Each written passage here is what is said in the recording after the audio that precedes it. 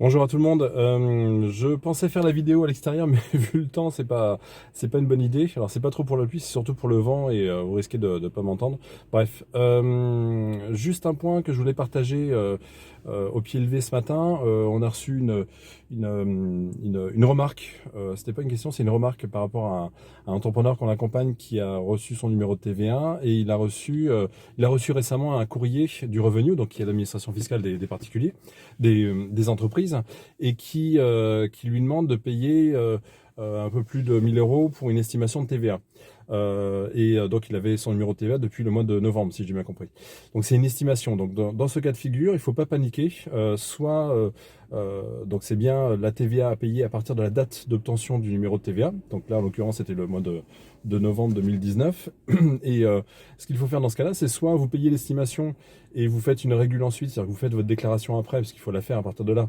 Dès que vous avez votre numéro de TVA, dès que vous avez la preuve que le numéro de TVA est attribué, vous le récupérez. Il faut ouvrir un compte ROS au revenu et faire les déclarations comme en France, comme en Belgique, comme un peu partout.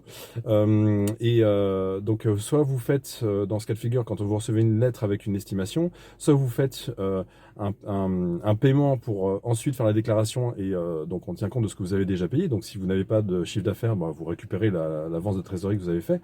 Soit vous, pour éviter de faire cette avance de trésorerie, dès que vous recevez la lettre avec l'estimation ou dès que vous recevez le courrier avec votre numéro de TVA, vous vous empressez de faire ouvrir un compte ROS, donc en général par un expert comptable, et de faire la déclaration. Et si vous faites un chiffre d'affaires nul ou quasi nul, donc vous déclarez les bons chiffres et ça vous évite de faire une avance de trésorerie sur ça. Ensuite, les déclarations de TVA, c'est tous les 2 mois. Et si vous avez beaucoup de TVA à récupérer, vous pouvez faire la demande pour faire la déclaration tous les mois.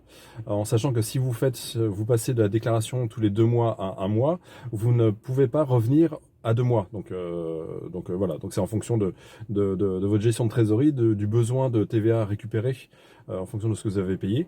Donc voilà, c'était un petit point sur la TVA une fois que vous l'avez. Ne paniquez pas si vous recevez un courrier d'estimation. Il faut juste faire les déclarations le plus vite possible. Et si vous êtes à zéro, bah faites les déclarations à zéro. Et puis vous ne paierez pas d'estimation et vous aurez une TVA à zéro, tout simplement. Bon, voilà, c'est une déclaration de TVA comme dans tous les pays européens. Vous faites votre déclaration de TVA. Voilà. Bonne journée, à bientôt.